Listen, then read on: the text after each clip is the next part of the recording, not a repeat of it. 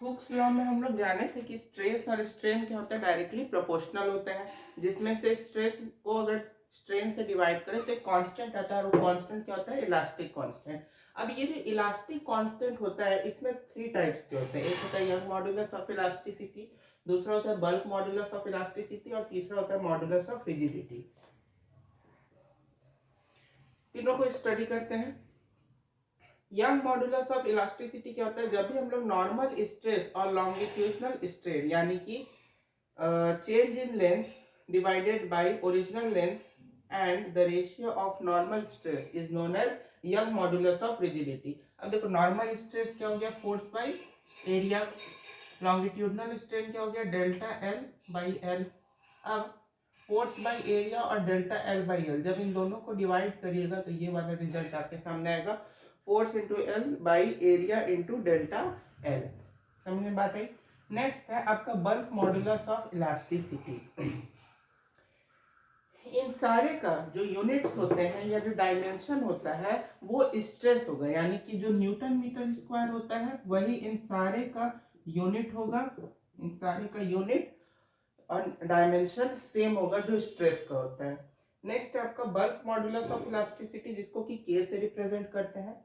Normal stress और volumetric strain, volumetric strain मतलब change in volume to the original volume, तो इन दोनों का रेशियो, नॉर्मल स्ट्रेस और वॉल्यूमेट्रिक स्ट्रेन, इन दोनों का रेशियो आपका बल्क मॉड्यूलस ऑफ इलास्टिसिटी कहलाता है।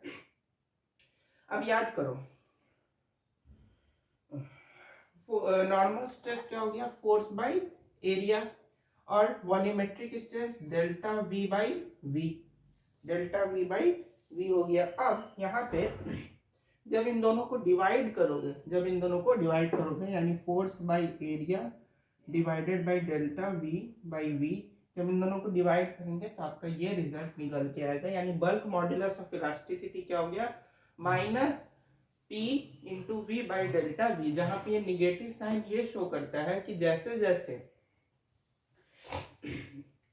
वॉल्यूम डिक्रीज करेगा, यानी वॉल्यूम जो है, मतलब यहाँ पे जो निगेटिव साइन है, this show that stress is inversely proportional to volume, stress is inversely proportional to volume. जैसे जैसे आपका स्ट्रेस बढ़ेगा वॉल्यूम वैसे वैसे आपका घटेगा, या तो जैसे जैसे स्ट्रेस घटेगा वैसे वैसे वॉल्यूम आपका इंक्रीज करेगा। तीसरा है आपका bulk modulus of rigidity. Modulus of rigidity को हम लोग ईटा से डिनोट करते हैं, किससे, ईटा से। ये आपका क्या बताता है, टेंजेंशियल स्ट्रेस और shearing stress, sorry shearing strain हो गया, स्ट्रेस स्ट्रेन, शियरिंग स्ट्रेन और टेंजेंशियल स्ट्रेस, इन दोनों का जो रेशियो होता है which is known as modulus of rigidity.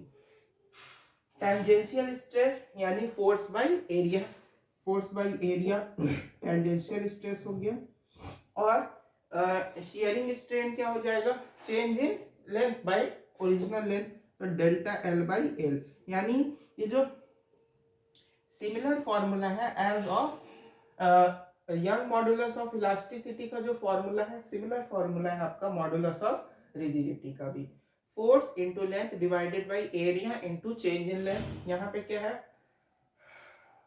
P into volume by change in volume. यहाँ पे ये P क्या है, तो P यानी प्रेशर, ये जो फोर्स बाई एरिया है इसको हम लोग प्रेशर से डायरेक्टली डिनोट किया गया है। बल्क मॉडुलस ऑफ इलास्टिसिटी में अगर ध्यान से देखो तो यहाँ पे क्या लिखा है, normal stress by volumetric strain, यानी कि ये स्ट्रेस का इनवर्सली प्रोपोर्शनल है, यानी अगर स्ट्रेस बढ़ेगा तो वॉल्यूम घटेगा, मतलब ये आपका कंप्रेसिबिलिटी, यानी कंप्रेशनल जो स्ट्रेस होता है, कंप्रेशनल स्ट्रेस होता है, टेंसाइल स्ट्रेस, कंप्रेशनल, हाइड्रोस्टैटिक, तीन तरह का पढ़े थे, तो कंप्रेशनल के भी ये इनवर्सली प्रोपोर्शनल होगा बल्क मॉडुलस ऑफ इलास्टिसिटी। समझ में बात आई। यहाँ पे इस तीन टर्म को समझो। पहला टर्म है इलास्टिक आफ्टर इफेक्ट, इसका मतलब क्या होता है, देखो कोई एक बॉडी है, कोई एक बॉडी है, उस बॉडी पे हम लोग, जैसे ये आपका बॉडी है, इस बॉडी पे हम लोग जितना डिफॉर्मिंग फोर्स लगाएंगे उतना ही इस बॉडी पे क्या होगा, रिस्टोरिंग फोर्स लगेगा। इतना तो समझ में आ रहा है। तो जब हम लोग किसी बॉडी पे डिफॉर्मिंग फोर्स लगाते हैं, तो उस बॉडी का शेप क्या होता है, चेंज करता है। और जब उस बॉडी पे से डिफॉर्मिंग फोर्स को हटाते हैं यानी डिफॉर्मिंग फोर्स को हटाए, तो उस बॉडी को अपना ओरिजिनल शेप करने में, रीगेन करने में कुछ समय लगेगा, कुछ टाइम लगेगा। वो जो टाइम पीरियड होता है उसी को हम लोग बोलते हैं इलास्टिक आफ्टर इफेक्ट। उसी को क्या बोलते हैं, इलास्टिक आफ्टर इफेक्ट। यानी जो डिले हो रहा है, डिफॉर्मिंग फोर्स को रिमूव करने के बाद बॉडी को अपना ओरिजिनल शेप को रीगेन करने में जो डिले होता है, जो टाइम पीरियड लगता है, जो टाइम लगता है, that is known as elastic after effect. Next है इलास्टिक फैटिग। इलास्टिक फैटिग क्या होता है, जैसे कोई बॉडी है, इस बॉडी पे अगर, यही आपका बॉडी है, इस बॉडी पर कंटिन्यूअसली अगर हम लोग स्ट्रेस दे रहे हैं, मतलब जैसे अगर कोई लोहा का चीज है, आयरन रॉड समझ लो, आयरन रॉड, एक आयरन का रॉड है, आयरन के रॉड पे अगर हम लोग कंटिन्यूअसली किसी हैमर से उसको बीट करें, यानी कंटिन्यूअसली उस पर क्या लग रहा है, हैमर के द्वारा प्रेशर लग रहा है, स्ट्रेस लग रहा है, तो कंटिन्यूअसली अगर हैमर से उस रॉड को बीट करें तो उस पर स्ट्रेस लगेगा। स्ट्रेस लगने के कारण कुछ समय के लिए नहीं, परमानेंटली नहीं, टेम्पररी कुछ समय के लिए वो अपना इलास्टिसिटी को लॉस करेगा, अपने इलास्टिसिटी को क्या करेगा, लॉस करेगा। और वो जो लॉस होता है इलास्टिसिटी में टेम्पररी, नॉट परमानेंटली वो अपनी इलास्टिसिटी को लॉस नहीं करेगा, टेम्पररी करेगा। तो वो जो टेम्पररी लॉस्ट होता है इलास्टिसिटी में, when continuously stress is applied on a body, this is known as elastic fatigue। इसी को हम लोग इलास्टिक फैटिग बोलते हैं। समझ बात आई। चलिए इलास्टिक हिस्टेरेसिस को देखते हैं। इलास्टिक हिस्टेरेसिस देखो, the stress strain curve is not retraced on reversing the stress। मतलब जैसे देखो, इसको समझ लो, ध्यान से इसको समझो कि जैसे कोई एक बॉडी, ठीक, कोई एक बॉडी है, उस बॉडी पे हम लोग लोडिंग किए, यानी उस बॉडी पे लोडिंग हुआ। लोडिंग मतलब क्या, उस पर कोई चीज पे लगाना, फोर्स करना। तो उस पर जब लोडिंग फोर्स हुआ तो उस समय उसका स्ट्रेस था 2, उस समय उसका स्ट्रेस क्या था 2, और स्ट्रेन क्या था 4। स्ट्रेन का ग्राफ ये होता है, स्ट्रेस इधर होता है। तो जिस समय लोडिंग हुआ, लोडिंग कैसे हो रहा है, ऐसे, और अनलोडिंग कैसे हो रहा है, ऐसे। तो लोडिंग के समय जितना उस स्ट्रेस कितना लग रहा था 2, और स्ट्रेन कितना लग रहा था 4। और वहीं जब एक पॉइंट पे पहुंच के फिर जब अनलोडिंग हुआ, तो स्ट्रेस 2 पे देखो, मानते हैं जैसे O A B C, ऐसा समझो, ठीक, या C इसको मानते हैं, ये C। तो एक चीज देखो, पॉइंट ए और सी दोनों पे लोडिंग और अनलोडिंग के टाइम स्ट्रेस क्या है, सेम है 2। ए और सी दोनों पॉइंट पे लोडिंग के समय स्ट्रेस क्या है, सेम है कि नहीं है, ए और 2 जो है। अगर नहीं समझ में आ रहा है हम फिर से समझा रहे हैं, समझो। इलास्टिक हिस्टेरेसिस क्या होता है कि जब भी लोडिंग होता है, ये जो ऐसे है ओ ए बी, ये जो ओ ए बी जो पाथ है, इसको हम लोग लोडिंग का पाथ कहते हैं। और ये जो ओ ए बी के पाथ में जो कर्व बन रहा है, इसी को लोडिंग कर्व कहा जाता है। और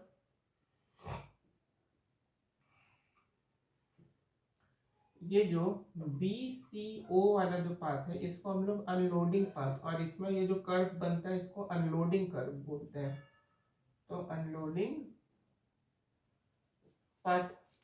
अब देखो, लोडिंग के समय ए पॉइंट पे स्ट्रेस कितना लग रहा है 2, और अनलोडिंग के समय ए पॉइंट पे स्ट्रेस 2 लग रहा है और स्ट्रेन कितना लग रहा है 4।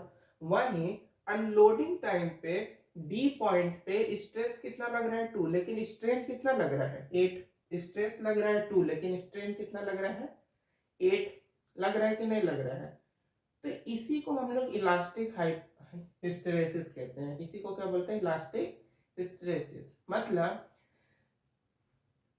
The lag of strain behind the stress, यानी स्ट्रेन में जो चेंज हुआ, स्ट्रेस के बिहाइंड स्ट्रेन में जो चेंज हुआ। जैसे लोडिंग के समय स्ट्रेस अगर 2 था तो उस समय स्ट्रेन आपका 4 था, लेकिन अनलोडिंग के समय यानी जब ये ग्राफ रिवर्स हो रहा है और जब अपना पाथ चेंज कर रहा है तो उस समय स्ट्रेस तो एज इट इज सेम, लेकिन आपका स्ट्रेन क्या हो रहा है?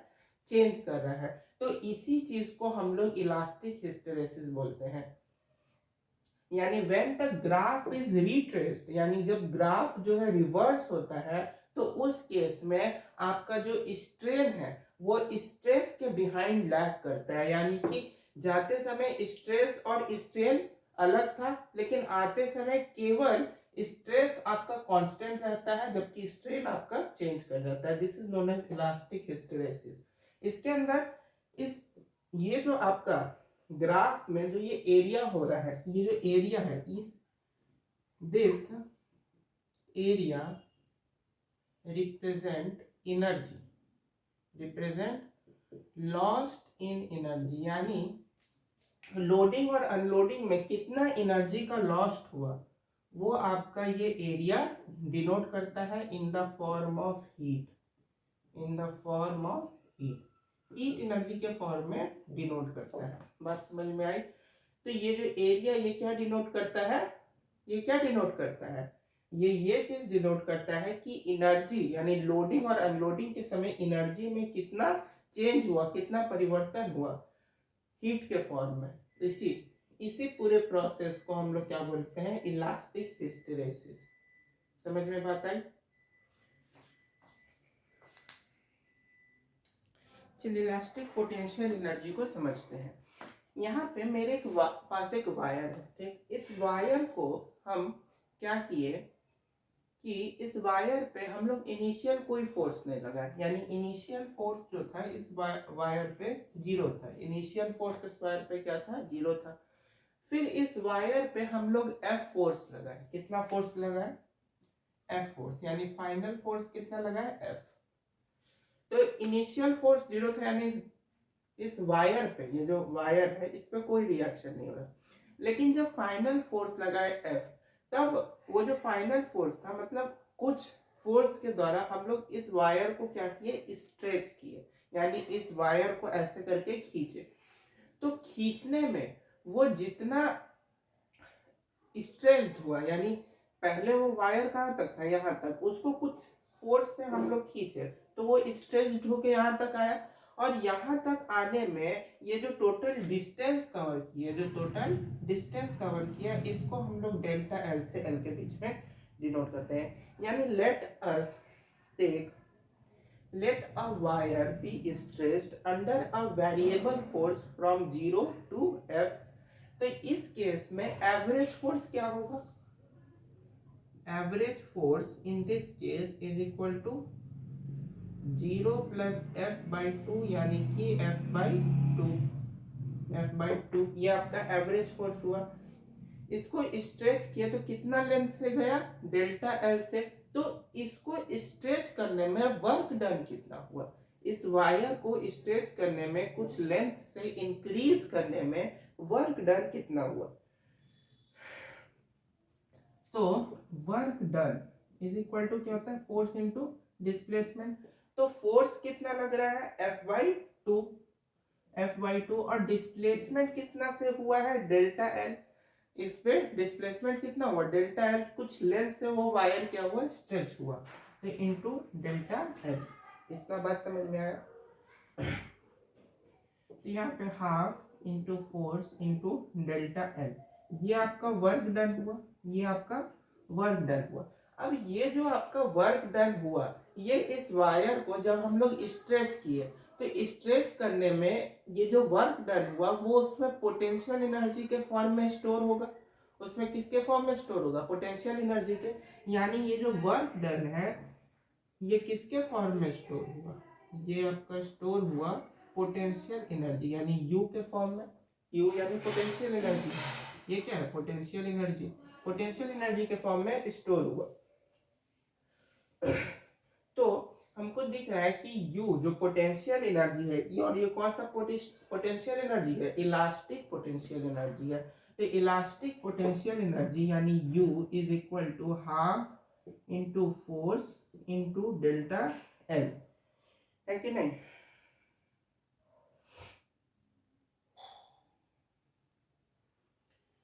ठीक। अब एक काम करिए, क्या यहाँ पे हमको दिख रहा है कि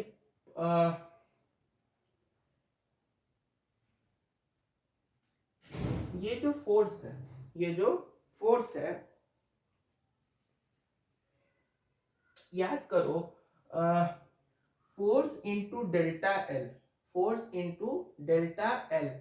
और अगर इसमें हम लोग ए इंटू एल से मल्टीप्लाई कर दें, ए इंटू एल से मल्टीप्लाई कर दें, मतलब A L into delta L, A L into delta L. यहाँ पे बस समझो कि अगर इसमें एरिया से लेंथ से डिवाइड कर दें और डेल्टा एल से मल्टीप्लाई कर दें तो यहाँ पे U इज इक्वल टू क्या हो जाता है? Half into force by area यानी प्रेशर, यानी कि आपका ये क्या बन गया? Stress. Delta L by L यानी change in length upon original length, change in dimension upon original dimension, क्या हो गया आपका? स्ट्रेन। और इनटू डेल्टा एल, ये क्या है आपका? डेल्टा एल यानी कि चेंज इन, सॉरी यहाँ वी होगा, एक मिनट, चेंज इन वॉल्यूम, ये क्या हो गया? Change in volume. तो ये हो गया आपका potential energy. Potential, elastic potential energy क्या हो गया? Half into stress into strain into volume. बात समझ में आई? अगर वहीं हम लोग को देखना हो कि एनर्जी पर यूनिट वॉल्यूम क्या होगा? एनर्जी पर यूनिट वॉल्यूम, तो इस पूरे को किससे डिवाइड कर देंगे? वॉल्यूम से। तो इस पूरे को जब वॉल्यूम से डिवाइड करेंगे तो एनर्जी पर यूनिट वॉल्यूम क्या हो जाएगा? वॉल्यूम से वॉल्यूम कटा, तो U is equal to half into stress into strain. ये आपका एनर्जी पर यूनिट वॉल्यूम हो गया। एनर्जी पर यूनिट वॉल्यूम क्या हुआ? Half into stress into strain. समझ में बात आई? कोई दिक्कत? चलिए पॉइजन रेशियो को समझते हैं। अच्छा, पॉइजन रेशियो को समझने से पहले अभी इलास्टिक पोटेंशियल का एक और फॉर्मूला होता है, वो होता है half into young modulus of elasticity into strain का स्क्वायर, इंटू स्ट्रेन का क्या? स्क्वायर। ये भी होता है आपका इलास्टिक पोटेंशियल एनर्जी का फॉर्मूला। नोट करना है? कर लो। फिगर को ध्यान से देखो, ये फिगर दिख रहा है। इस फिगर में उधर यानी उस तरफ और इस तरफ लैटरल स्ट्रेन लग रहा है, और ऊपर और नीचे क्या लग रहा है? लॉन्गिट्यूडनल स्ट्रेन लग रहा है। तो यहाँ पे पॉइजन रेशियो, और बीच में जो लैटरल स्ट्रेन लग रहा है, बीच में जो लैटरल स्ट्रेन लग रहा है, उस लैटरल स्ट्रेन की वजह से बीच का जो एरिया है, इस रॉड का बीच का जो एरिया है वो क्या हो रहा है? कम हो गया है। बीच के रॉड का एरिया का जो डायमीटर है वो कम हो जाएगा as compare to the top और बॉटम। टॉप और बॉटम पे इस रॉड का जो डायमीटर है उसका कंपैरिजन में बीच वाले एरिया पे क्या हो गया? डायमीटर कम हो गया, कम हो गया। तो यही जो चेंज इन डायमीटर होता है, यानी change in diameter upon original diameter, यानी ratio of change in diameter divide to the original diameter, इसी को हम लोग लैटरल स्ट्रेन बोलते हैं, यानी जो उस पर लग रहा है। और लॉन्गिट्यूडनल स्ट्रेन क्या होता है? चेंज इन लेंथ, यानी लेंथ में रॉड को जब खींचे तो लेंथ में, और उस जब लेंथ में क्या चेंज हुआ? उसके ओरिजिनल लेंथ, उसके ratio of change in length to the original length, यानी लेंथ में जो चेंज हुआ और ओरिजिनल जो लेंथ है उनका रेशियो आपका क्या हुआ, लॉन्गिट्यूडनल स्ट्रेन। और वही लैटरल स्ट्रेन और लॉन्गिट्यूडनल स्ट्रेन जो दिख रहा है, लैटरल और लॉन्गिट्यूडनल दोनों स्ट्रेन का जो रेशियो हुआ वो आपका पॉइजन्स रेशियो होता है, जिसको कि सिग्मा से डिनोट किया जाता है। कैसे डिनोट करते हैं, सिग्मा से। लैटरल स्ट्रेन क्या हुआ, change in diameter divided by original diameter, ratio of change in diameter upon original diameter. यहाँ निगेटिव साइन क्या शो करता है, निगेटिव साइन ये आपका शो कर रहा है कि जो लैटरल स्ट्रेन है और जो लॉन्गिट्यूडनल स्ट्रेन है दोनों एक दूसरे के अपोजिट है, दोनों का जो सेंस है वो एक दूसरे के अपोजिट है। जैसे लैटरल स्ट्रेन क्या कर रहा है कि उस रॉड को स्ट्रिप कर रहा है, मतलब उस रॉड को छोटा कर रहा है, और लॉन्गिट्यूडनल स्ट्रेन उस रॉड को लंबा कर रहा है, तो दोनों का सेंस क्या है, अपोजिट है। तो यही था आपका मैकेनिकल प्रॉपर्टीज ऑफ सॉलिड। खत्म हो गया चैप्टर।